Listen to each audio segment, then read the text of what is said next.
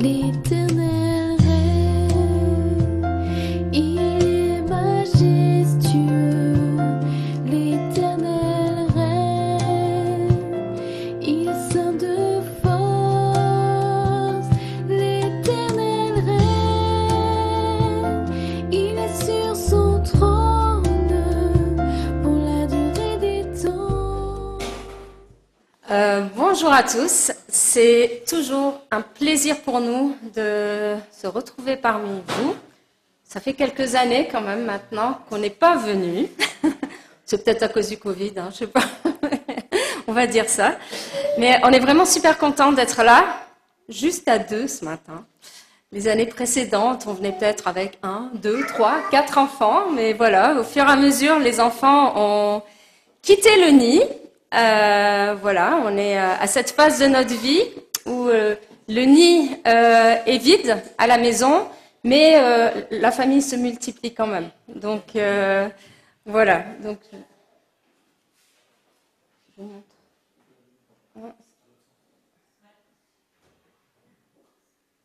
Voilà, photo de famille, d'actualité. Enfin, il y a 6 mois. Donc c'était le mariage de. Maman. C'est trop beau. Le mariage de Naomi et de Thomas. Alors, juste pour la petite blague, hein, je sais qu'on est en Belgique, mais quand même, hein, on avait dit à Naomi, écoute, on a 3 belles filles belges. Si tu peux t'arranger pour ne pas te marier avec un Belge, quand même. Du coup, elle nous a trouvé un Mexicain. Non, on est très heureux et très bénis d'avoir 3 superbes belles filles belges, qui sont vraiment super chouettes, et béni d'avoir aussi Thomas qui a intégré la famille. 3 petites filles aussi, hein, on devient vieux, on est papi-mamie, non, on est papou et nani. Voilà, donc bon, c'est pour ceux qui connaissent la famille, voilà. Et sinon avec Marc aussi, on a un ministère, et avec d'autres personnes qui nous accompagnent, qui s'appelle la ZAP, la Zone d'Action Prioritaire La Famille, qui se décline sous différentes activités, différentes formes. Donc il y a Zap Kids, des après-midi, d'animation, d'enseignement pour enfants. Zap Famille, c'est un peu la même chose, mais pour des familles, avec papa, maman, les enfants. La Zap Fac, on vous en parlera un petit peu plus à la fin du culte, mais c'est une école de disciples. Il y a des CD de louanges, on a fait de la musique, donc la Zap Musique, la Zap TV, des clips vidéo. Et Zap Formation, ça arrive de temps en temps qu'on se déplace en équipe aussi pour des formations moniteurs d'école du dimanche ou autres. Voilà. Alors aujourd'hui, quand Ruben nous a contactés, on lui a demandé, mais tu veux qu'on partage sur quelque chose de précis? Et puis Ruben, il répond, il dit, bah ouais, la famille. J'ai dit, wow. Le champ est très large. Et j'avais pas du tout réalisé qu'en fait c'était enfin si, il y a peut-être 2 jours, j'ai réalisé que c'était la fête des mères justement en Belgique aujourd'hui. Je me dis, bah thème bien approprié. Et ouais, merci pour tout ce que tu as partagé, Jacques, à propos des mamans, à propos de la famille. Et comme tu dis, on choisit pas ses parents, on choisit son conjoint, on choisit pas ses enfants non plus. Avec Marc, avant même notre mariage, des fois on se retrouvait à 2 dans la voiture et puis on rigolait un petit peu, puis on se disait on faisait semblant qu'on avait des enfants à l'arrière et puis ben voilà, on se demandait, on savait pas, c'est une aventure qu'on découvre en devenant parents et on priait déjà pour les enfants que Dieu nous donnerait. On n'avait aucune idée évidemment de qui ils seraient, si ce seraient des garçons, des filles. Et Dieu nous a bénis avec 3 garçons et 1 fille. Et donc, ouais, une famille qui se multiplie maintenant. Et c'est juste beau de voir quand on a réfléchi un petit peu au titre de ce message, on s'est dit, mais la famille, c'est une bénédiction, c'est un cadeau que Dieu nous donne. Et pas juste papa, maman et les enfants, mais on est bénis d'avoir des tontons, des tatis, d'avoir des grands-parents, des papis, mamies. Et on parle là de la famille de chair, mais on a cette famille spirituelle qui est l'Église aussi. Et quelle bénédiction de faire partie de l'Église de Jésus-Christ, de cette grande famille. Cette semaine, la semaine dernière, c'est dimanche le premier jour de la semaine, donc la semaine dernière, Vendredi, on a eu l'occasion de rendre visite à un couple âgé qu'on aime particulièrement et que peut-être certains d'entre vous connaissent.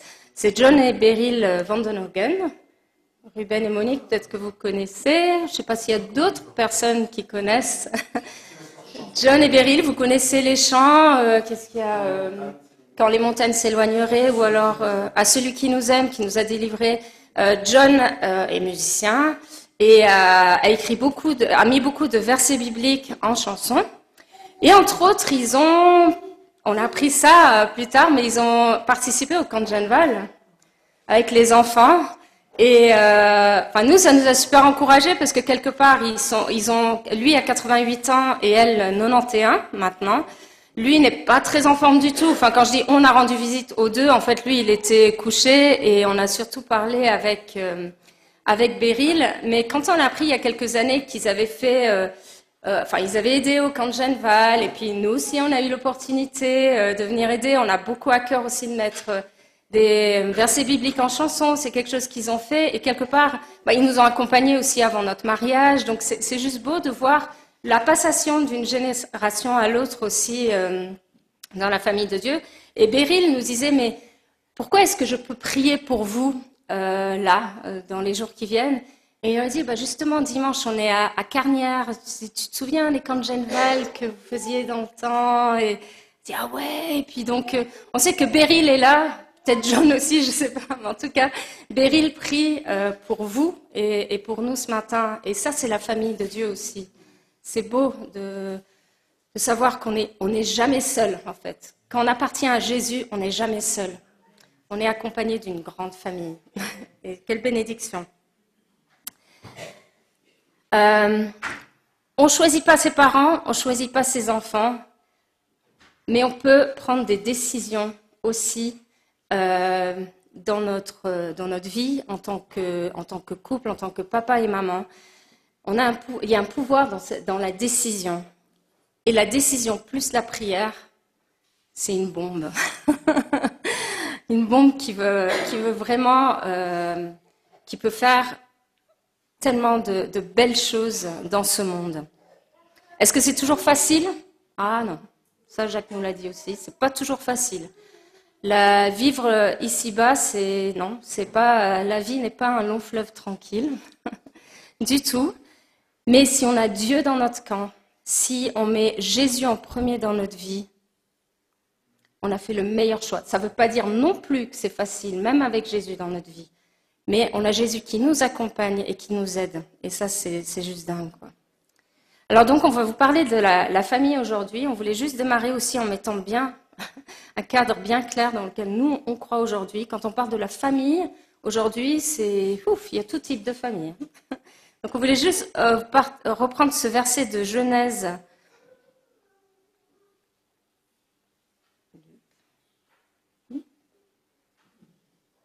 Il ne veut pas apparaître. Voilà. Oups, ça allait. Ouais. Bon, je vais vous le dire de toute manière. Genèse 2, 24. C'est pourquoi l'homme quittera son père et sa mère et s'attachera à sa femme. Ils deviendront une seule chair. Donc on parle bien de la famille avec un homme et une femme qui sont unis par le mariage. La famille est une institution divine entre un homme et une femme. Donc il n'y a pas de famille parfaite ici sur Terre, et puis dans la Bible non plus, les familles n'étaient pas parfaites. Et c'est bon des fois de se le rappeler. La Bible, c'est la parole de Dieu, mais tout ce qui est écrit dedans ne s'est pas passé de manière parfaite non plus. Et on a tous notre place dans la famille, qu'on soit parents, enfants, qu'on soit papy, mamie, oncle et tante, on a tous une place dans la famille. Et la famille dans laquelle on est, Dieu nous y a placés. Et c'est pour un but précis. Je parlais avec une maman cette semaine dont la fille de 20 ans a fait une tentative de suicide lundi. Et puis elle me disait, mais Rachel, si ma fille vivait dans une autre famille, est-ce que les choses se seraient passées autrement? Et je dis non. Je dis, Dieu t'a choisi toi et a choisi ton mari pour être les parents pour votre fille et pour les autres enfants. Et vous êtes les bons parents pour elle. Et il n'y a personne qui peut vous remplacer. Donc, si vous vous posez la question en vous disant, mais je suis pas le parent idéal pour vos enfants, pour mes enfants, il n'y a aucun de nous qui est le bon parent parfait pour nos enfants. On a tous nos failles. Mais si Dieu a placé vos enfants dans votre famille avec vous, c'est parce que vous êtes le bon papa, vous êtes la bonne maman pour chacun de vos enfants. Et je veux juste vraiment vous encourager là-dessus. Maintenant, je vais laisser la place à Marc, qui va continuer. Mais gardons juste en tête, Dieu est le Père parfait qui prend soin de chacun d'entre nous et de chacun de nos enfants, petits-enfants. J'ai envie de continuer à l'écouter moi-même. Quel Dieu merveilleux nous avons. La religion ne changera rien du tout. La religiosité ne changera rien du tout. Jésus était le plus violent, vous savez avec qui ? Pas les gens qui se trompaient, pas les gens qui faisaient des erreurs. Il était violent avec les gens religieux. Les gens qui mettaient des lois, des culpabilités sur les gens. Il était violent, race de vipères. Attendez, race de vipères à l'époque, c'est catastrophe. Sépulcre blanchi. Vous dites et vous ne faites pas. Mais Jésus est celui que nous voulons suivre. Yes, amen. Et Dieu n'est pas là pour nous condamner. Je grille déjà la partie du message, mais c'est tellement important. Dieu ne nous condamne jamais. Quand nous donnons notre vie à Christ, on devient ses enfants et il ne nous condamne pas. Si tu te sens condamné, ça vient de Satan, ça vient du monde ou ça vient de toi. Mais ça vient jamais, jamais de Dieu. Par contre, la tristesse, selon Dieu, nous amène à la repentance. Une tristesse à dire, vous savez, quand on a nos enfants, et quand ils savent qu'ils ont fait une bêtise, moi je suis enfant aussi, j'ai fait des bêtises, et ben ou quand j'ai mal réagi avec ma femme, et j'ai une tristesse, j'aurais pas dû faire ça, je te demande pardon Rachel, je te demande pardon Jonathan, Samuel, Benjamin, Naomi, c'est nos 4 enfants. Mais la tristesse, elle nous amène à la repentance. Mais la culpabilité, l'accusation, c'est t'es bon à rien, t'es un mauvais parent, t'es un mauvais grand-parent. Regarde cette famille, regarde la tienne, c'est foireux ce que t'as fait. Et Satan, il se réjouit et il nous empêche de rentrer dans ce que Dieu veut pour nous aujourd'hui. Il y a toujours la rédemption en Jésus, il y a toujours le pardon, il y a toujours la restauration, il y a toujours Dieu qui veut nous relever. Et l'ennemi veut dire non, c'est trop tard, c'est foutu, excusez-moi l'expression, mais c'est foutu. Non, Satan est un menteur. Et Satan est venu détruire, il est venu égorger, détruire. On le sait, c'est Jean 10,10, le voleur ne vient que pour égorger. Hop, voilà. Le voleur ne vient seulement... Alors, j'appuie, ça marche. Le voleur ne vient seulement pour voler, pour tuer, pour détruire. Mais moi, dit Jésus, je suis venu afin que les hommes aient la vie et qu'il l'ait en abondance. C'est pas juste les sous et l'abondance, comme ça disait tout à l'heure, c'est cette abondance de vie, cette abondance de... Avec Christ, il y a de la vie parce qu'il est la vie. Il est le chemin, il est la vérité. Yes, amen. Et on voit autour de nous, l'ennemi se déchaîne à fond. Il veut détruire nos couples. C'est pour ça qu'il y a autant de divorces. Et je veux dire, il y a des gens qui sont divorcés ici et il n'y a aucune accusation, il n'y a aucune condamnation, mais l'ennemi te déteste. L'ennemi n'aime rien de toi. Satan n'aime rien de qui tu es. C'est un menteur. Il veut juste t'embobiner, te faire croire des mensonges. C'est un menteur et il n'aime rien de toi. Et ça, c'est important de s'en saisir. Mais Jésus est la vérité et il veut nous amener pleinement dans sa vérité. Et ça, c'est important. L'ennemi veut tout détruire. Il veut détruire nos enfants par la culture que nous avons aujourd'hui. Vous savez, la culture d'aujourd'hui, elle n'est pas nouvelle. Hein. Elle existait déjà dans l'époque gréco-romaine. Quand l'Église primitive est née, à Éphèse, c'était catastrophique. Les Corinthes, à Rome, quand Paul écrit aux lettres, mais c'était catastrophe. Et nous, aujourd'hui, on se fait baptiser. Je fais plouf dans l'eau et je me donne à Jésus.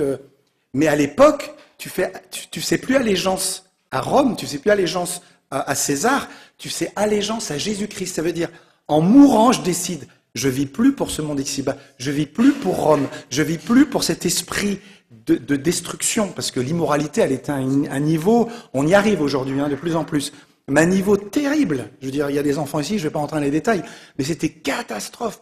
Et l'Église de Jésus-Christ est restée vivante, elle s'est multipliée, parce que les gens ont réalisé qu'en se faisant baptiser, ils disaient non à ce monde avec le risque d'être persécutés et d'être tués, comme dans certains pays musulmans, comme en Corée du Nord, comme plein d'autres pays. Et dire, mais si je donne ma vie à Christ, j'y vais à fond ou j'y vais pas à fond? Vous allez dire, on ne parle pas sur la famille. Mais si, parce que si on n'a pas cette fondation-là, si on n'en parle pas, on peut en donner plein de clés, parce qu'on va en donner des clés tout tout à l'heure. Enfin, pas vous donner des clés pour avoir une voiture ou vous offrir une maison, hein, des clés qui nous aident. Mais je veux dire, c'est parce que le sujet de la famille, c'est tellement large. À chaque point qu'on voyait, on dit ah, mais on paraît là-dessus, on peut partir là-dessus, là-dessus, on peut partir là-dessus, et là-dessus, la communication, la vie de couple, ça, bla, on pourrait partir partout. Mais c'est, bref, voilà. Mais vous savez qu'en tant que chrétien, un chrétien, c'est quelqu'un qui a contre-courant. C'est pas toujours facile, mais c'est faisable parce que Jésus est avec nous. Et j'aimerais juste vous dire, on n'a qu'une seule vie à vivre. Tu n'as qu'une seule vie. Moi, j'ai 53 ans, j'ai mes parents qui ont 87 ans, et je me dis, ah ouais, on s'occupe de mes parents maintenant, et on s'occupe aussi de nos petites filles. Je fais, mais la vie, elle passe vite. Mais tu n'as qu'une vie à vivre. Fais pas n'importe quoi avec ta vie. Aux jeunes, les tout jeunes ici, tu n'as qu'une vie à vivre. Fais pas n'importe quoi avec. Si tu veux marcher avec Jésus, marche avec lui. Si tu veux pas, marche pas avec lui. Jésus, il dit, suis-moi, ou choisis la mort ou choisis la vie. C'est l'un ou l'autre, il n'y a pas d'entre-deux. C'est soit tu dis, je vais vivre pour Jésus et je vais marcher avec lui. Je sais qu'il y aura un prix à payer, mais je sais aussi que ce petit temps ici-bas, comparé à l'éternité, ça vaut la peine. Parce que quand Jésus va revenir ou quand le jour où tu meurs, parce qu'on va tous mourir, sauf si Jésus reviendra, c'est 100% de nous ici dans cette salle, nous mourrons un jour. C'est pas un scoop, hein. Mais qu'est-ce qu'on fait de notre temps ici-bas? Comment on vit notre temps ici-bas? Comment on vit notre vie de couple? Comment on vit la vie de relation les uns avec les autres? Tu n'as qu'une vie à vivre. Et Christ, si Christ, tu t'es donné à Christ, c'est lui la fondation. On l'a chanté, on l'a dit, on le sait. Mais des fois, il y a besoin d'un déclic. Christ est ma fondation. Vous savez, une maison, si elle n'est pas fondée sur un rocher ou sur des fondations bien solides, dès que la tempête, elle vient, ça s'écroule. Ben, notre famille, c'est pareil. Notre vie, c'est pareil. Si elle n'est pas fondée sur Christ, le jour où les tempêtes viennent, boum. J'aime beaucoup ce passage dans Colossiens 1, 12, 14. Avec joie, remerciez le Père. Il vous a rendu capable de recevoir les biens qu'il garde pour ceux qui lui appartiennent dans le royaume de la lumière. On a des biens extraordinaires en Christ. Il nous a arrachés au pouvoir de la nuit et il nous a fait passer dans le royaume de son Fils très aimé. Par ce Fils, nous sommes libérés, nos péchés sont pardonnés. C'est pas peut-être. Quand tu te donnes à Christ, tu passes d'un état de pécheur, on va dire ça, tu es dans le péché, tu te donnes à Christ, tu es transféré des ténèbres à la lumière. Tu deviens enfant de Dieu, tu es adopté par Jésus. Mais ça, c'est quelque chose, il y a à peine quelques années que j'ai compris.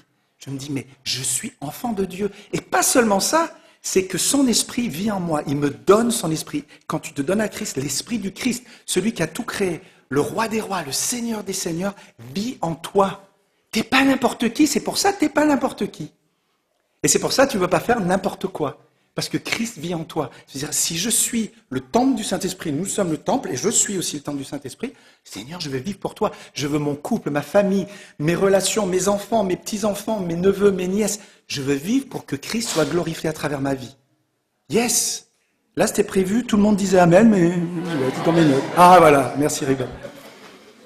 Tu es la propriété de Dieu. Tu fais pas ce que tu veux de ta vie. Ça ne veut pas dire que tu es cloué. J'ai pas le droit. Les gens me disaient quand j'étais jeune, ah ouais, t'es chrétien, t'as pas le droit de fumer. Ben non, je fume pas parce que j'ai pas envie de détruire mon corps. Ah ouais, d'accord. Parce que j'ai pas le droit en tant que chrétien, je peux pas fumer, je peux pas faire ça. Mais non, c'est je suis libre en Christ. On est tellement libre que l'apôtre Paul a dû dire, vous êtes tellement libre, ne faites pas de cette liberté un prétexte pour vivre selon la chair. On est tellement libre. Cette liberté, elle est extraordinaire. Alors je vais peut-être vous choquer.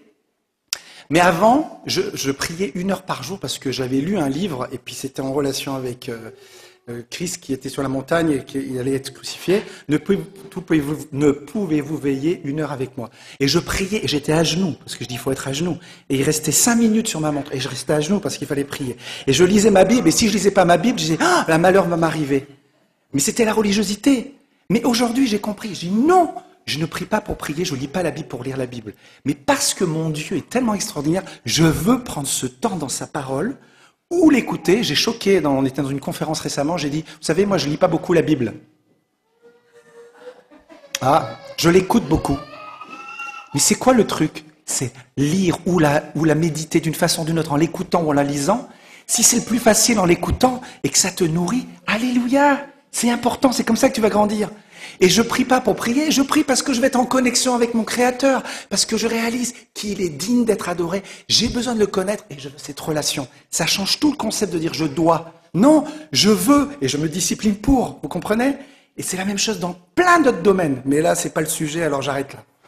Mais on fait partie du royaume de Dieu. On fait plus partie de ce royaume, de ce monde. C'est-à-dire les choses de ce monde qui nous embobinent, les mentalités. C'est pour ça que la Bible a dit amenez toute pensée captive à l'obéissance de Christ. Ça veut dire que la parole de Dieu, c'est celle qui détermine comment on vit et comment on pense.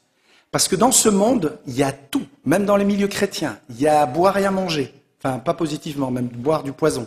Et se dire, mais qu'est-ce que dit la parole de Dieu? Et la lire et la méditer ou l'écouter et dire, mais Seigneur, je veux apprendre à te connaître. Je veux apprendre les principes du royaume de Dieu et les vivre complètement. Tu es passé d'un état de pécheur quand tu donnes à Christ à saint. Et ça, c'est quelque chose que j'ai compris récemment. Tu sais que tu es saint aux yeux de Dieu quand tu tends à Christ. Ton identité n'est plus pécheur. Écoute-moi bien jusqu'au bout parce qu'il va dire c'est un hérétique celui-là. Tu n'es plus pécheur. C'est plus ton identité. Mais est-ce que ça veut dire qu'on pêche plus? Pourquoi on pêche alors? On réagit mal, on parle mal à notre conjoint, on réagit mal avec nos enfants. Parce qu'on a notre chair. Alors c'est pas la peau, mais c'est cette chair, la Bible a dit qu'on doit crucifier constamment, etc. Mais ton identité, on t'est passé des ténèbres à la lumière. Si on était encore des pécheurs en tant que nouvelle nature, ce que Christ accomplit vaut rien du tout. Mais parce qu'on est en Christ, on est devenu saint. Et parce qu'on est saint et on est en lui et nous on l'aime et lui nous aime, on veut marcher dans cette sainteté. Et on a des combats, des luttes dans nos pensées, dans nos corps, le passé, nos habitudes. Et on a besoin de dire Seigneur, aide-moi. On pêche, mais c'est plus notre nature. Vous comprenez? Revêtez le vêtement nouveau, la Bible a dit. Enlevez l'ancien vêtement. On peut dire ouais mais mon père était comme ça. Moi j'ai mon papa. Son père à lui, c'est un alcoolique invétéré. Il buvait de 24, 7 jours sur 7. Il buvait, et puis il y a eu d'autres bonhommes qui sont venus à la maison. Alors j'ai des demi-oncles et des demi-frères, il avait, parce qu'ils sont décédés, des demi-sœurs. C'était une vie de patachon, elle était dans l'occultisme et tout ça. Et mon papa a commencé une nouvelle génération, parce qu'il a compris qu'en Christ, il devenait une nouvelle créature. Il était saint en Christ, et de ça, je veux marcher avec Jésus. Vous comprenez? Et c'est ça qui est extraordinaire. Alors si ton passé a été pourri, c'est pas ton passé qui détermine ce que tu deviens aujourd'hui, ce que tu vas devenir demain. Je vais dire, c'est pas ton passé qui détermine ce que Dieu veut que tu deviennes aujourd'hui, et ce que tu es aujourd'hui, et ce que tu vas devenir demain. Yes? Oui? Tout ce que vous voulez. Voilà. Alors, Rachel parlait tout à l'heure d'une décision. Et j'aime beaucoup Josué 24, vous connaissez sûrement. Tac. Eh bien, je crois que ça va être là-haut. Annabelle, tu veux bien appuyer pour moi, s'il te plaît? Merci. Ça ne marche plus. Ah, ça s'est bloqué. Eh bien, je vais vous le dire. C'est Josué 24, 14, 15. Ah, non, c'est pas ça. Ça, c'est trop loin. Voilà. Ah, t'as rien fait, moi non plus. On va pas se disputer. Voilà. Voilà. Maintenant, dit Josué, le peuple, il venait de sortir de l'esclavage, ils étaient à la porte du pays promis. Maintenant, il dit Josué au peuple d'Israël, craignez l'Éternel et servez-le avec intégrité et fidélité. Faites disparaître, alors, on peut l'appliquer aujourd'hui ça, faites disparaître les dieux qu'ont servi vos pères, le passé, les générations passées qui nous ont transmis des choses qui n'étaient pas correctes, et les autres l'autre côté du fleuve, en Égypte, et servez l'Éternel. Et si vous ne trouvez pas bon, écoutez bien ça, il parle au peuple, et si vous ne trouvez pas bon de servir l'Éternel, choisissez aujourd'hui qui vous voulez servir. Et moi je te dis, papa, tonton, grand-père, choisis qui tu veux servir. Jeune homme, jeune fille, ou les dieux que servaient vos pères au-delà du fleuve, ou les dieux des Amoréens dans les pays duquel vous habitez. Mais écoute bien ça.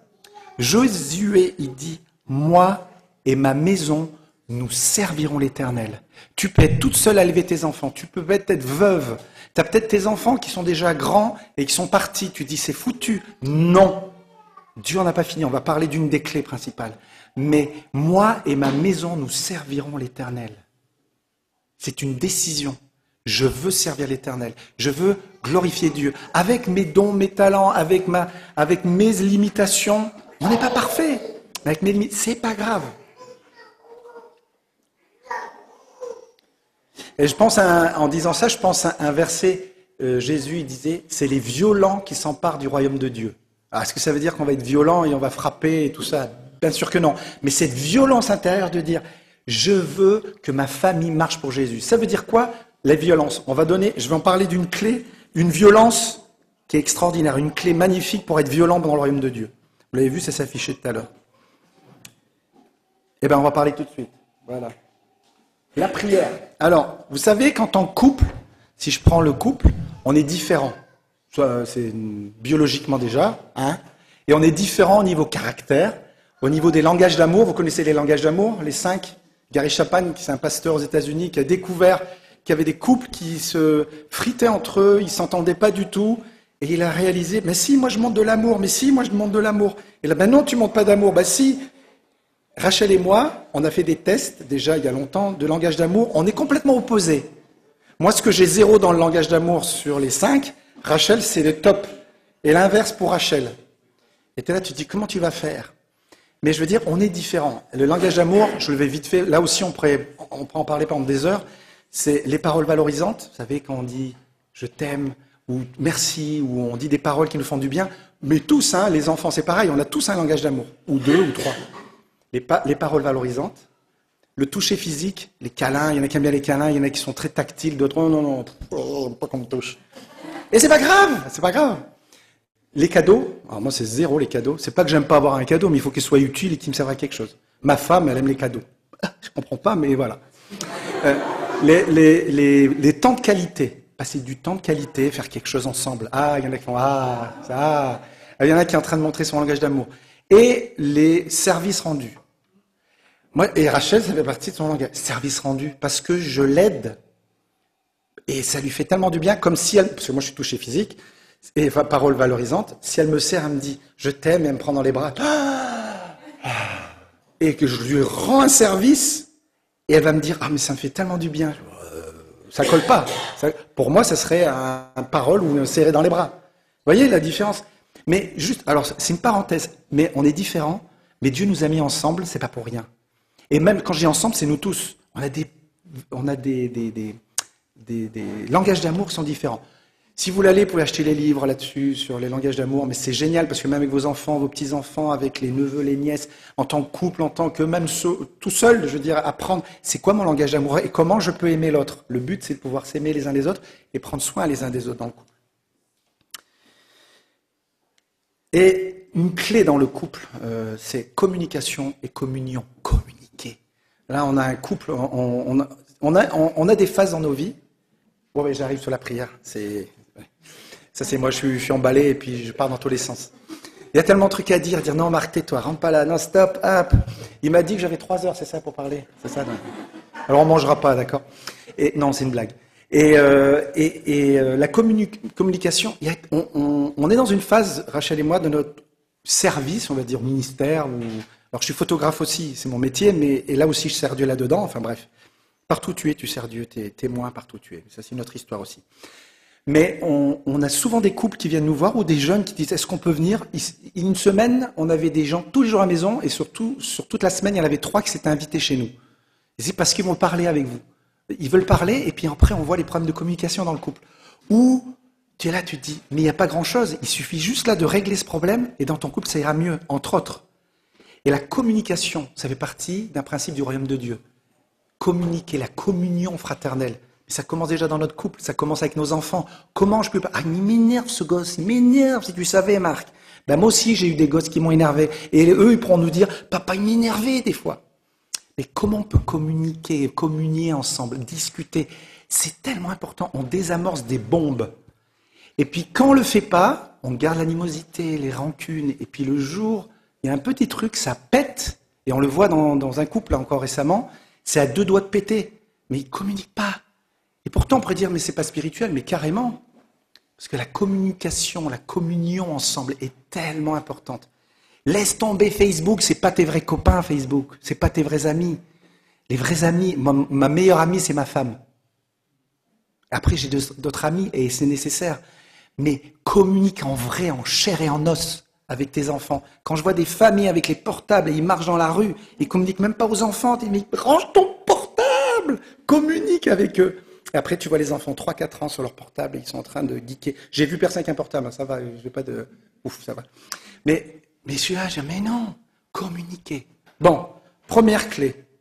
La prière. La prière, vous allez dire, oui, mais la prière, on le sait, c'est bien de prier. Non, pas prier pour prier, comme je disais tout à l'heure, mais prier pour communiquer avec ton Créateur, avec ton Sauveur, ton Seigneur. Utilise tes mots, tu n'as pas besoin d'avoir des grandes phrases. Même Jésus disait, ne multipliez pas de vaines paroles avec des grands palabres. Parce que des fois, on est là, on se dit, ah ouais, mais lui, il prie tellement bien, moi, c'est nul. Mais c'est pas nul, tu pries avec tes mots. Nous, quand on a des temps où on est avec des enfants, on leur apprend à louer Dieu. Dis, je te kiffe, Seigneur. Si dire kiffer, je t'aime. Et alors, s'il dit pas je t'aime, il dit je te kiffe. Si ça sort de son cœur, c'est génial. Kiffe Dieu de tout ton cœur. Mais c'est vrai. Des fois, on a nos mots. Ah, c'est pas le bon mot que tu dis. On s'en fiche. Est-ce qu'il aime Jésus? Il a envie de le dire. Dis-le avec tes mots. Et prie avec tes mots. Mais intercède, demande à Dieu.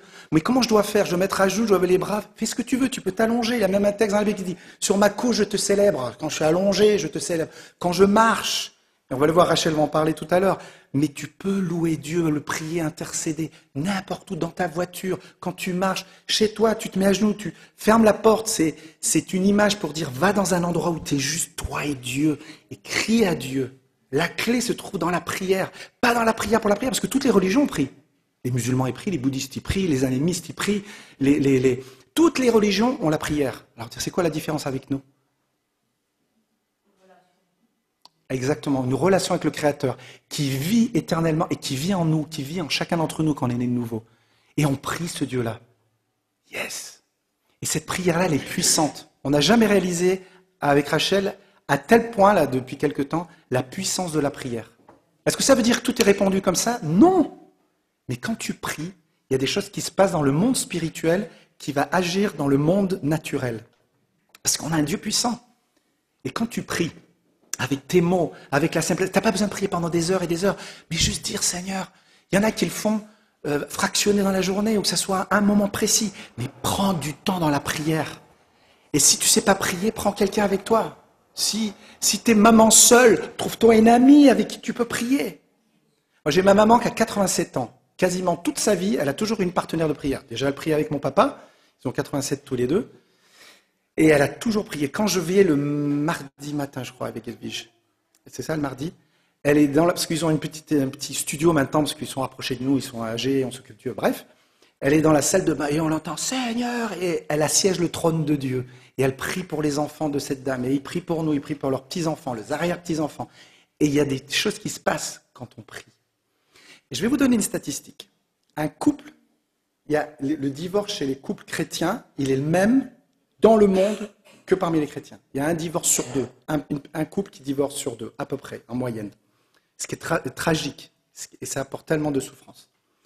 Un couple qui va dans une église ou qui sert d'une façon ou d'une autre, c'est un couple qui divorce sur 7 couples.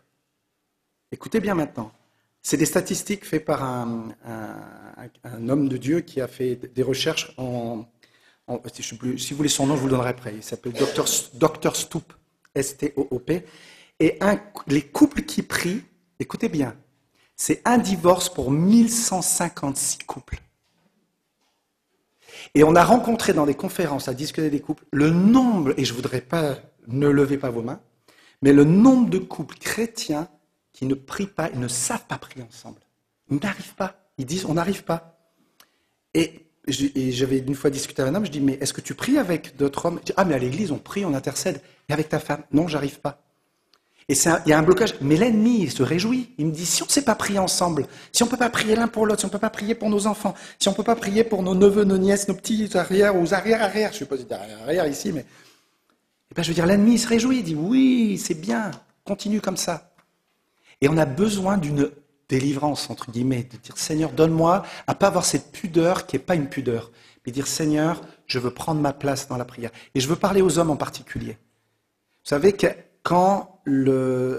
avec Adam et Ève, l'homme n'a pas pris sa responsabilité. Vous savez qu'Ève a été tentée et Adam était juste à côté, parce que Adam était là, Ève elle est tentée, elle prend le fruit, c'était une pomme? Ah non, c'est pas écrit, on ne sait pas, je voulais vérifier. Ou une orange ou un citron, je ne sais pas. Mais il prend le fruit et qu'est-ce qu'il fait? Il passe à son mari qui a qu'un à manger aussi. Il n'a pas dit stop ma chérie, tu fais quoi? Non, stop. Et c'est à cause de la chute de l'homme que nous, les mecs, excusez-moi, même les grands-pères, les tontons, on ne prend pas notre responsabilité. Ce n'est pas une accusation. C'est juste, on a besoin de prendre le mandat que Dieu nous a donné, de cette autorité spirituelle, pas autoritarisme, mais cette autorité de dire, nous avons besoin de reprendre, on pourrait parler pendant des heures sur ce domaine, alors c'est juste vite fait, mais reprendre notre position d'homme, de papa, de responsable père dans nos familles. Et je vous parle à vous comme je me parle à moi. Et nous reprenons ce rôle et de dire à notre épouse ou à nos enfants, on va prendre un temps avec Dieu. Faites-le cool, faites-le détendu, mais recherchez Dieu ensemble. Mais nous, les hommes, on a besoin de se ressaisir. Je ne sais pas quelle heure il est, ça passe super vite. Ah oui, l'heure, elle est là exactement. Première clé, la prière, yes. Avec Rachel, j'ai la possibilité avec mon travail aussi. On fait une pierre trois coups, souvent les matins de bonne heure. On sort au parc, on a un parc qu'on habite. On va chercher d'abord notre petite fille, c'est trop génial, dans la poussette. Alors, on a nos petites filles, on se balade et on prie ensemble. Et on marche les yeux ouverts, parce que sinon on se prendrait un mur, on se prendrait un arbre. Mais on marche et on prie et on intercède. On intercède pour chacun de nos enfants, nos belles-filles, notre beau-fils, nos petits-enfants, la famille élargie, d'autres personnes. Et on prie et on demande à Dieu. Mais on le fait pas parce qu'on doit le faire, on le fait parce que c'est tellement extraordinaire d'être participant à l'œuvre de Dieu dans la prière. Mais faites-le commencer un tout petit peu, si vous avez pas, un tout petit peu, même 3 minutes. Ouais, mais j'ai pas le temps. Bon, bien sûr que tu as le temps. C'est les excuses bidons. On se donne des fois des trucs. Prends 3-4 minutes en te couchant, dire je vais prier pour toi. Si tu sais pas, écris ta prière. Je donne juste des clés comme ça pour vous aider. Écris ta prière et lis-la devant ta femme, ou la femme devant le mari, ou devant un ami. Dire voilà, écoute, j'ai pas l'habitude de prier. Écris ta prière et lis-la. Mais prier, commencer. Il y a la clé principale, c'est cette connexion au Créateur. Amen. Vous les parents, et je vous le dis parce que je me parle à moi, nous sommes les premiers responsables à transmettre la foi à nos enfants. C'est nous. Personne d'autre. C'est pas l'église en premier, c'est pas l'école du dimanche. Bien sûr que tout ça c'est important. Le corps du Christ est important. Mais la première responsabilité, c'est nous les parents. Nous les parents, pas juste en leur apporter la parole de Dieu et vivre autrement, non. J'ai vu ça, malheureusement, si je prends le témoignage de la descendance de Rachel, sa grand-mère faisait partie d'une fratrie de 7 enfants. De l'ascendance, pas la descendance, ouais, parce que sinon tu es très vieille. L'ascendance, voilà. Sa grand-mère, elle est née d'une fratrie de 7. Et sur les 7 enfants, alors, famille chrétienne, papa qui était dans le ministère, et qui a implanté des églises, etc. Et sur les 7 enfants, il n'y en a que 2 qui ont marché avec Dieu, dont une particulièrement, la grand-mère de Rachel. La grand-mère de Rachel s'est mariée, ils ont eu des enfants, ils ont eu la maman de Rachel, et ça s'est perduré. Et un jour, j'ai discuté avec elle, elle est partie maintenant auprès du Seigneur, mais j'ai dit, mais explique-moi pourquoi toi tu marches avec Jésus et pas les autres. Il dit, parce que papa prenait du temps avec moi, parce que je jouais du piano, et quand il allait dans des conférences et tout, je jouais du piano ou de l'orgue, et je passais du temps de qualité avec papa. Et les autres, ils n'avaient même pas envie d'entendre parler l'évangile parce qu'il était toujours absent, et son but premier, c'était le service, le service, le service. Et il négligeait sa famille. Vous comprenez ? Et puis, je connais d'autres. Il n'y a pas de famille parfaite, et j'ai envie de dire, le salut, c'est la responsabilité de chacun, même de nos enfants. Mais on a un rôle à jouer dans la façon dont nous traitons nos enfants, comment on investit chez eux. Et des fois, le ministère ou le boulot peut prendre tellement de place qu'on néglige notre couple et qu'on néglige nos enfants. Et c'est se poser la question, et là, je ne peux pas aller plus loin parce qu'on n'a pas le temps, mais c'est quoi la raison d'être à fond dans un ministère, à négliger ma famille, à fond dans mon boulot? Est-ce que c'est un échappatoire parce que je n'ai pas envie de m'occuper de mes gosses et pas investir chez eux? Vous voyez, c'est se poser les bonnes questions. C'est pas dire vous ne devez pas bosser ou vous pas faire ministère, pas du tout. Mais c'est pourquoi je fais ça et c'est quoi le but que je veux pour ma famille? C'est quoi que je veux le but pour ma famille, mon couple? Ça va? Vous êtes toujours là? Juste en parlant de ça, je me souviens d'un pasteur qu'on connaît aux États-Unis. Et un jour, ils ont plusieurs enfants et il était tellement impliqué dans le ministère. Un jour, il prenait son fils et il le prenait par la main et puis il voit le bâtiment de l'église, c'est une grande structure. Il était pasteur des jeunes, c'était des milliers de personnes. Et il dit, c'est ta maison, papa, ici. Et le papa, il s'est ramassé comme une claque. Il dit, non, c'est pas ma maison, c'est là-bas. Et il s'est senti comme Dieu lui parlait, dire, mais attends, tu es tellement investi auprès des autres, tu négliges ta propre famille. Et il s'est repenti. Il a revu toutes ses priorités et aujourd'hui, il est en train de servir et témoigner de l'importance de mettre Christ au centre de toute chose et s'occuper de sa famille avant toute chose. Et des fois, on pourrait dire, oui, mais il faut... Non, ton couple est tellement important. Ta famille est tellement importante. Et la famille élargie, bien entendu.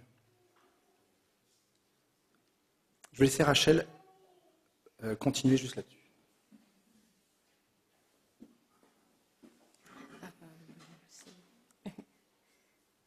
Alors, une deuxième clé, enseignons nos enfants par notre exemple, par nos paroles et prions pour eux aussi. Toujours la prière, c'est toujours l'essentiel. Le meilleur mode d'emploi que l'on ait en tant que parent, c'est la Bible.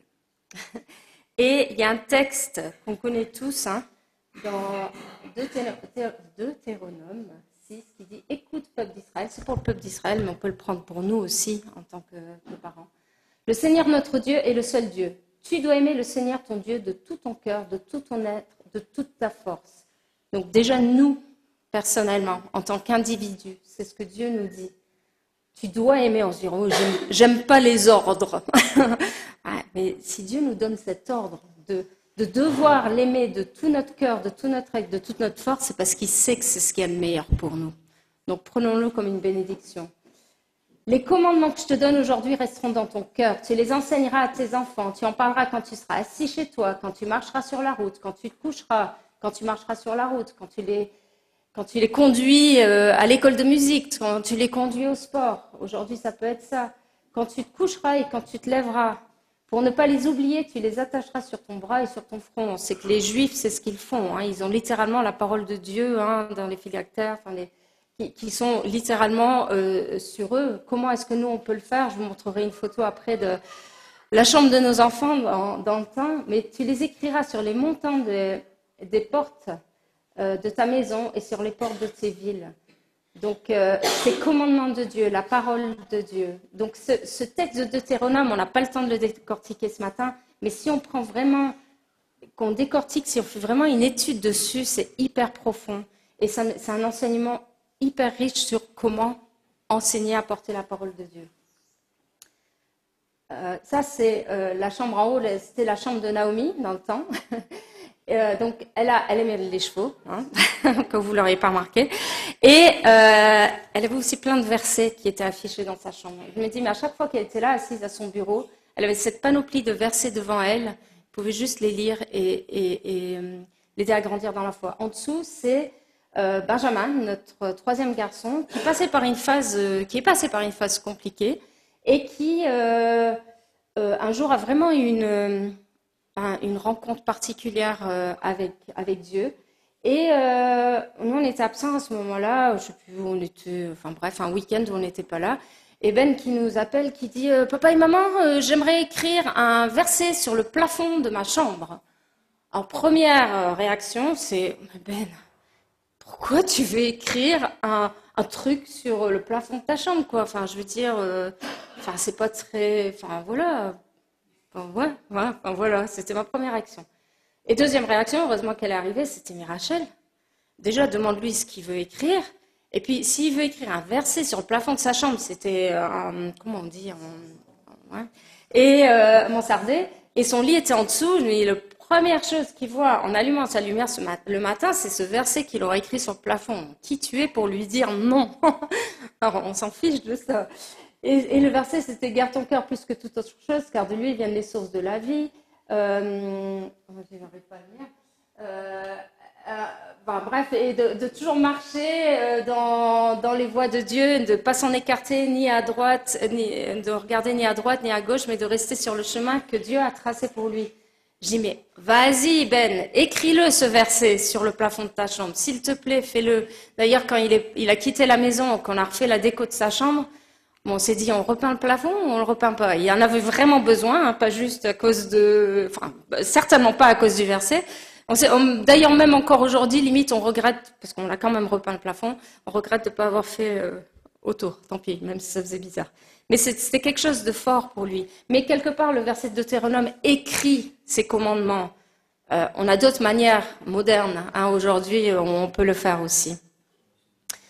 J'avais juste envie de vous apporter un témoignage avant de relaisser la place à Marc, parce que, voilà.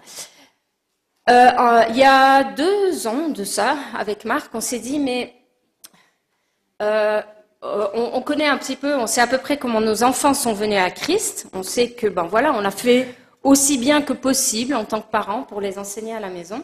On s'est dit, mais on aimerait bien savoir le témoignage de nos belles-filles à l'époque. Il n'y avait pas encore le beau-fils. Et savoir comment elles sont arrivées à Christ. Et puis, on allait, c'était l'été, et au mois d'août, on allait passer un week-end ensemble, et on s'est dit, c'est l'occasion peut-être de pouvoir se retrouver ensemble et de se raconter les uns les autres nos témoignages de conversion.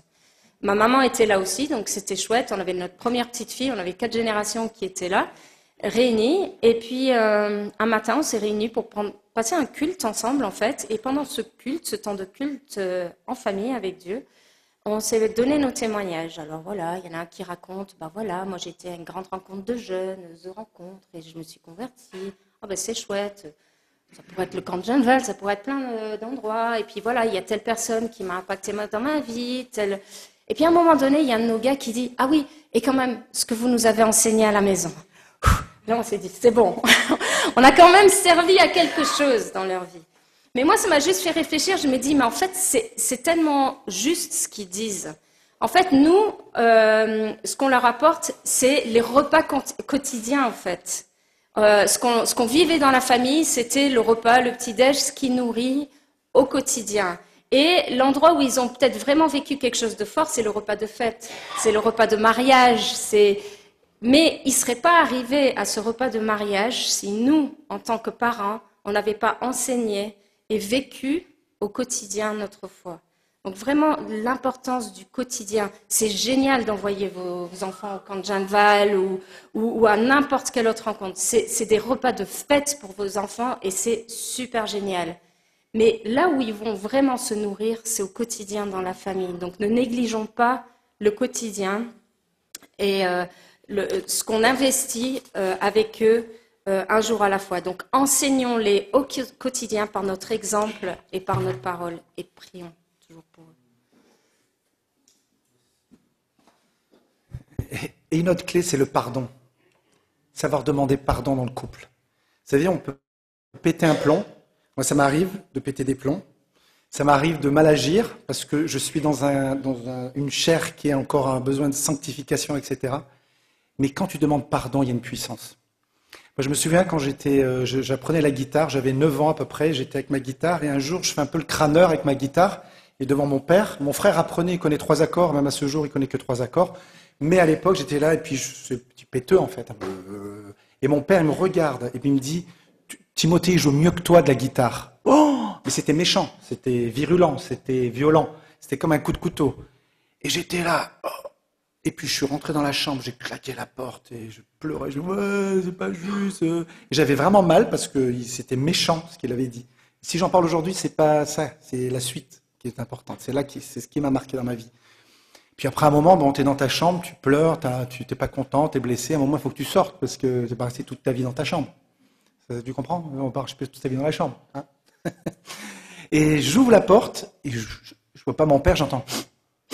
Puis il était à genoux au canapé et il priait, il pleurait, il me voit, il me dit, je te demande pardon Marc, je demande pardon pour l'attitude que j'ai eue tout à l'heure. Oh, et c'est ça qui m'a marqué. Si je n'en parle aujourd'hui, c'est pas la blessure, mais c'était le fait qu'il m'ait demandé pardon. Et ça a été pour moi une bénédiction parce que quand j'ai pété des plombs avec mes enfants ou quand il y avait avec un des garçons où il me ressemble tellement que ça m'énerve de voir chez lui les mêmes trucs qui m'énervent chez moi. Vous savez, le truc, vous connaissez, vous avez connu, il y a des d'autres qui vous énervent parce que il est le reflet, le miroir un peu de vous-même. Et puis j'ai dû lui demander pardon. Et ce qui est génial, c'est quand tu demandes pardon de tout ton cœur, ça libère. Et ça, c'est une clé dans le couple de demander pardon. Dans le couple, de savoir dire, je te demande pardon pour l'attitude que j'ai, je te demande pardon pour avoir mal agi. Et si alors, je vous ai parlé tout à l'heure, l'accusation ne vient pas de Dieu. Si pendant que je te parle, tu penses peut-être à tes enfants qui sont déjà grands, qui sont déjà partis depuis longtemps, et tu te sens repris, mais dans le bon sens, une tristesse, il n'est jamais trop tard pour demander pardon. Il y a des fois des percées spirituelles quand on demande pardon. Quand on ne demande pas pardon pour dire je demande pardon, je ne sais pas pourquoi, mais je demande pardon juste parce que c'est classe. Non, on ne fait pas ça, c'est pire. Ou des gens qui disent je te demande pardon si je t'ai blessé. Bah, me demande pas pardon, parce que tu n'es pas sûr si tu m'as blessé. Si tu m'as blessé, tu me demandes pardon ou tu me demandes pas pardon. Ça, c'est tout un autre thème, le pardon. Mais vous voyez, mais des fois, on est un peu... les demander pardon, ça c'est une clé. Alors je ne veux pas aller plus loin avec ça. Et j'en ai une quatrième clé, j'avais pensé, c'est amusez-vous avec vos enfants, vos petits-enfants. Prenez du temps à vous amuser, prendre du temps en vacances. Nous, on a des moments clés, même encore avec nos enfants aujourd'hui. Alors la famille, elle a grandi. Mais prenez du temps avec vos petits-enfants, vos arrière-petits-enfants. Amusez-vous.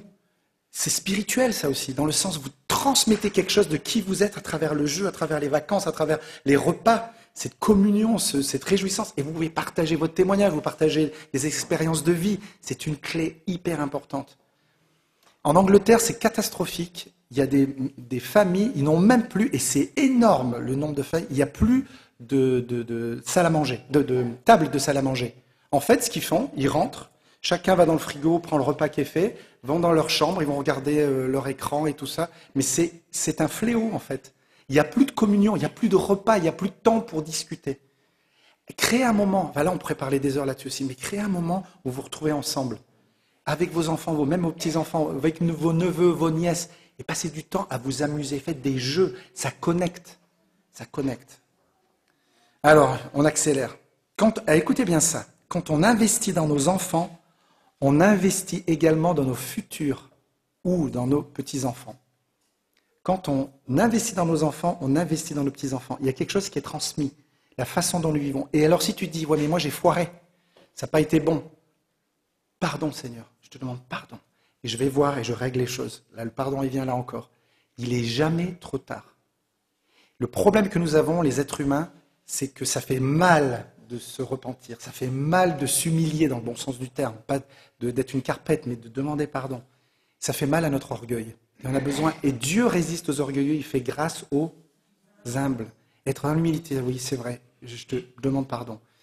Mais quand on investit dans nos enfants, on investit également dans nos petits-enfants. C'est fou quand même, hein? Et il n'est jamais trop tard. Si tu dis, mais moi, mes enfants, ils sont partis loin de Dieu. Ils sont partis loin de Dieu, Dieu n'a pas dit son dernier mot. Et l'importance de prier, l'importance d'avoir d'autres personnes avec qui tu peux prier, d'avoir une église, une communauté, pas une église, juste un bâtiment où on vient et c'est tout, mais cette communion, parce que ça, c'est pas une église, c'est qu'un bâtiment où l'église se réunit. Je vais peut-être vous choquer, mais bibliquement, l'église, c'est vous, c'est pas ça. Ça, c'est un bâtiment où on se réunit en tant qu'église. Et l'église, l'ecclésia, le corps, l'unité, de prier les uns pour les autres. Je veux dire, trouvez des partenaires de prière, je disais tout à l'heure, si vous avez besoin pour regagner le cœur de vos enfants. Dieu n'en a pas fini avec nous. Amen. Il y a quelque chose qui m'a marqué il y a quelque temps. Vous savez, les uns les autres dans les évangiles, les uns les autres. Il y en a une 50aine à peu près. Aimez-vous les uns les autres, etc.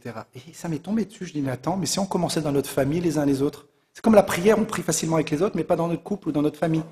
Et les uns les autres dans l'église, ça va. Mais regardez, on va juste prendre, imaginez notre couple, juste notre couple, ou nos enfants ou nos petits-enfants, ou les neveux, les nièces. Soyez en paix les uns avec les autres. Vivez en plein accord les uns avec les autres. Ayez les mêmes sentiments les uns qu'on a selon Christ. Ne murmurez pas entre vous. Ne parlez pas mal les uns des autres, frères. Même ton frère, de chair. Ne vous plaignez pas les uns des autres. Soyez pleins d'affection les uns pour les autres. Et un dernier, parce que j'en ai mis 8, pas 50, sinon on n'a pas fini. Acceptez-vous les uns les autres.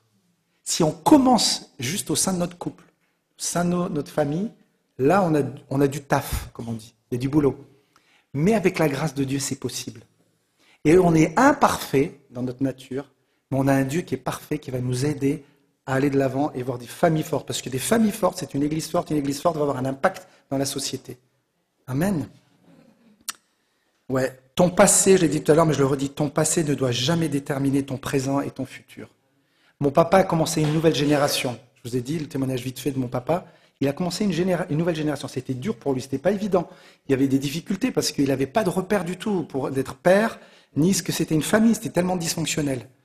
Et je veux dire, par la grâce de Dieu, mon papa, c'est l'homme le plus satisfait, le plus heureux que je connaisse. Honnêtement, hein.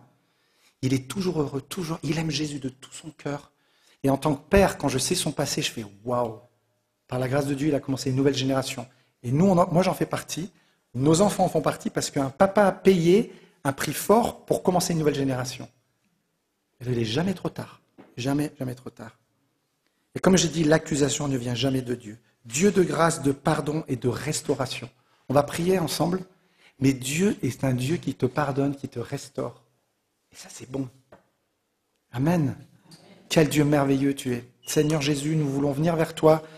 On aurait tellement de choses à dire, tellement de choses à développer. Mais toi, Saint-Esprit, viens faire l'œuvre, viens faire ton travail dans nos cœurs, dans nos pensées. Enlève tous les faux raisonnements, et toutes les accusations. Je veux prendre au nom de Jésus une position et dire, dans le nom de Jésus, toute accusation soit brisée maintenant dans le nom de Jésus, dans les cœurs des papis, des mamies, des tontons, des tatis, des parents, dans les couples. Mais que ta tristesse, si elle est nécessaire, si c'est nécessaire, vienne pour qu'on puisse confesser et on puisse venir avec paix confesser nos fautes. Mais Seigneur Jésus, on ne veut pas se laisser accuser par l'ennemi. On ne veut pas se laisser accuser par les gens, par ce monde, par nos propres pensées. Mais on va amener toutes nos pensées captives à l'obéissance de Christ. Qu'est-ce que la Bible dit? Qu'est-ce que Dieu tu as à me dire? Et je veux bénir les familles dans cette église. Je veux bénir les familles élargies dans cette église. Qu'elles soient des familles fortes, que ces garçons et ces filles dans cette assemblée puissent devenir des héros de la foi, des filles qui n'ont pas honte de l'évangile, parce que c'est une puissance de vie. Dans cette société qui part à la dérive, qui part dans n'importe quoi, nous, en tant que chrétiens, on puisse être le sel et la lumière dans cette génération perverse, comme la Bible elle dit. Mais Seigneur Jésus, tu aimes ce monde, à tel point que tu t'es donné pour ce monde. Tu nous aimes avec aucune condition. Tu nous aimes inconditionnellement. Ça, c'est génial, Seigneur. Merci. Merci pour ta fidélité. Merci pour ton amour. Et je veux vraiment bénir cette communauté, qu'elle puisse vivre pleinement dans tout ce que tu as en réserve pour elle. Seigneur, bénis du plus jeune dans cette salle jusqu'au plus âgé, afin qu'ils te connaissent de plus en plus. Parce que te connaître va nous aider à développer tout le reste dans notre comportement, dans notre travail, dans notre vie de couple, dans nos vies de famille, dans nos relations. Alors, Seigneur, viens faire ton œuvre. Et merci encore pour ces instants. On t'aime, Seigneur. Amen.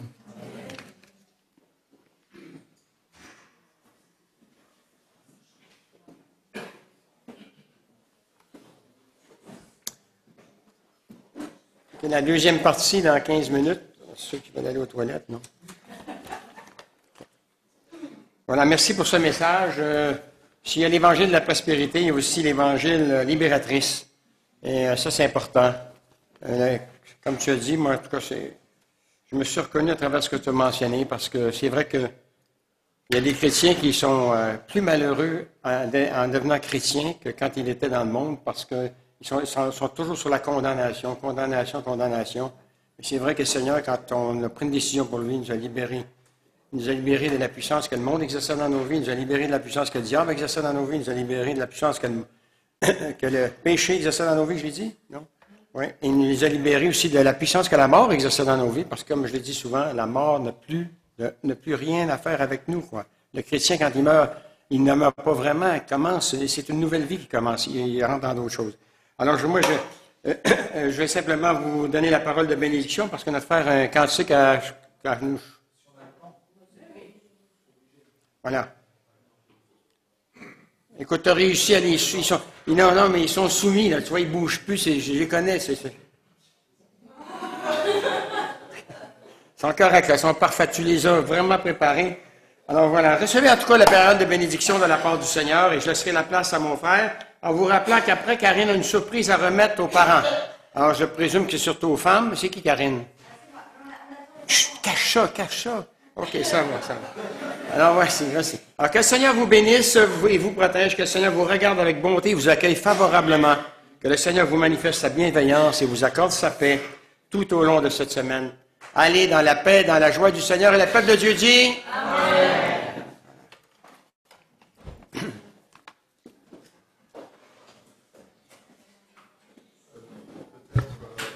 Alors, juste pendant que Marc prépare sa guitare, je sais pas, Annabelle, si tu as le petit clip. Je vous ai dit tout à l'heure qu'au niveau de la ZAP, on allait vous parler surtout d'un des départements de la ZAP qui s'appelle la FAC. Alors, la FAC, c'est former, accompagner, construire. Et c'est une école de disciples pour des ados, des jeunes qui ont, à l'inscription en tout cas, enfin à l'entrée dans l'école de disciples, entre 10 et 14 ans. Évidemment, s'ils commencent à 14 ans, c'est sur 3 ans. Alors, c'est 4 week-ends par an. Et ça se passe sur 3 ans. Et c'est une école de disciples. En fait, avec Marc, on prie, on se dit, mais on voudrait une école biblique pour enfants. Et puis, de fil en aiguille, on est arrivé à cette école de disciples. On aborde en première année des thèmes comme la Bible, la louange, la prière, la sanctification. Deuxième année, on va parler du baptême, de notre relation à Dieu, relation avec les autres, enfin différentes choses. Et puis en troisième année, on va aborder un disciple qui combat pour le royaume de la lumière, donc les anges, les démons, enfin toutes ces choses-là. Un disciple qui espère en attendant le retour de Jésus. L'Église aussi, qu'est-ce que l'Église? C'est que l'Église, bon, évidemment, tout ça adapté à des jeunes qui ont entre, on va dire, 10 et 15, 16 ans selon leur entrée. Alors évidemment, c'est un week-end complet de vendredi soir à dimanche après-midi. C'est avec des enfants, il y a des temps de jeu, des temps de détente ensemble, des temps fun, des soirées, des veillées. Là, c'est dans 2 semaines, on a notre dernier week-end. Normalement, il fait beau au mois de mai, en tout cas pour le moment, on est béni. Et donc, on finit par un feu de camp, enfin voilà, différentes choses. C'est important pour nous que l'enfant qui vienne soit ait vraiment ce désir aussi de vivre ces week-ends. Donc il y a juste, si vous voulez plus d'infos, vous pouvez venir vers nous, mais Annabelle, elle va lancer la petite vidéo de présentation.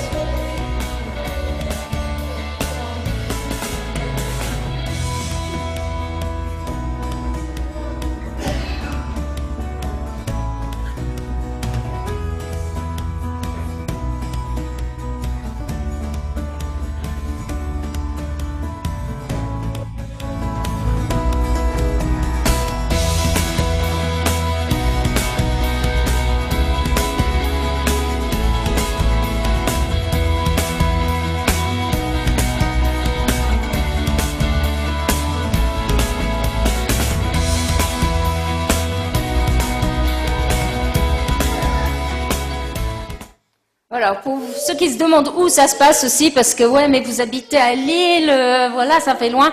Alors, on fait ça au Centre protestant d'Amougy à Tournai, en Belgique. Et on a à peu près des students, comme on dit, des étudiants qui sont français ou belges. Donc, je sais que Tournai, c'est pas la porte à côté non plus, mais on a d'autres jeunes qui viennent de Wavre, en Flandre, du côté de la côte plus haut. Donc, voilà. La petite pub. Et les inscriptions, c'est actuellement, et la date butoir pour rendre un dossier de candidature, c'est le 15 juin. Donc ça devient assez, s'il y a des gens intéressés, c'est vraiment urgent. Voilà. Comment? À partir de 10 ans. Ouais, un petit peu de temps. Mais il y a plein d'autres choses. Vas-y. Ouais. Alors c'est un des derniers chants, il y a 3 ans qu'on l'a fait. Un soir, on a pris un temps avec Naomi, elle était encore à la maison. Et on a dit, on a à cœur de composer un nouveau chant. J'avais la mélodie, et Rachel et Naomi, on commence à mettre les paroles. Alors on voudrait vous l'apprendre, il est très simple, il n'est pas compliqué. C'est tout l'univers déclare ta splendeur. On parle de qui? De Christ.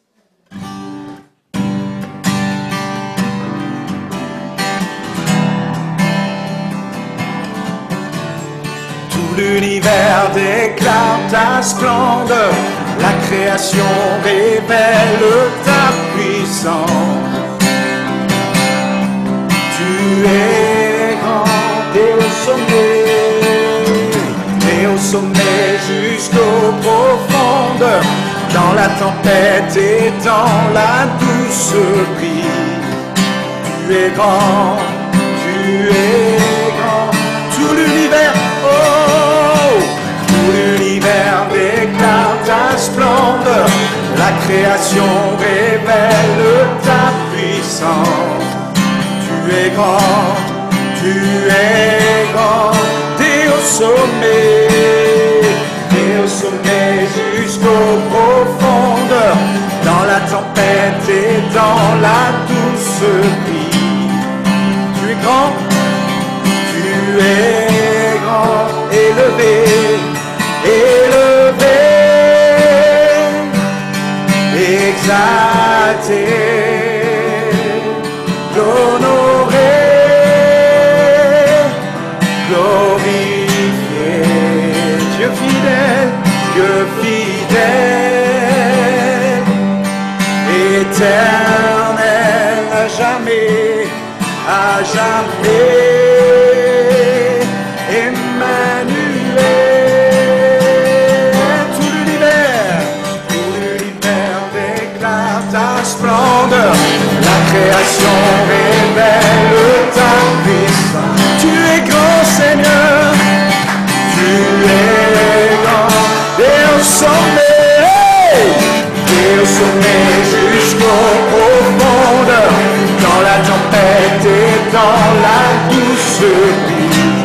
Tu es grand Jésus, tu es grand, élevé,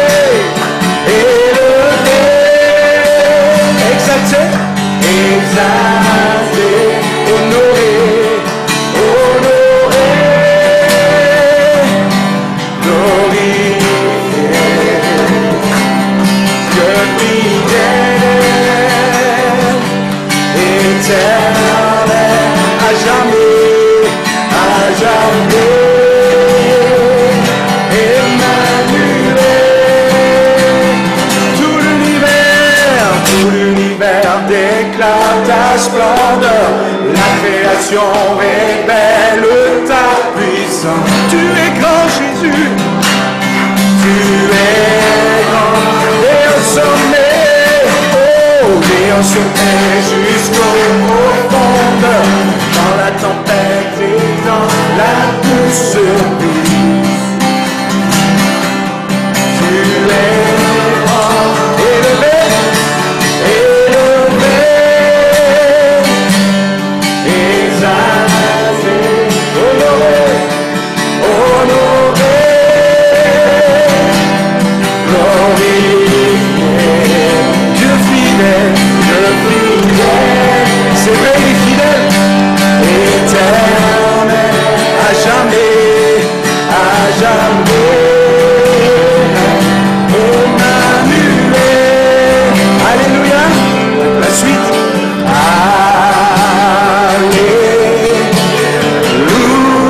Alléluia, alléluia,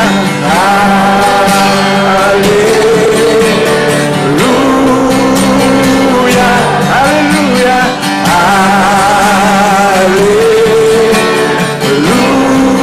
alléluia, gloire à notre Dieu. Amen.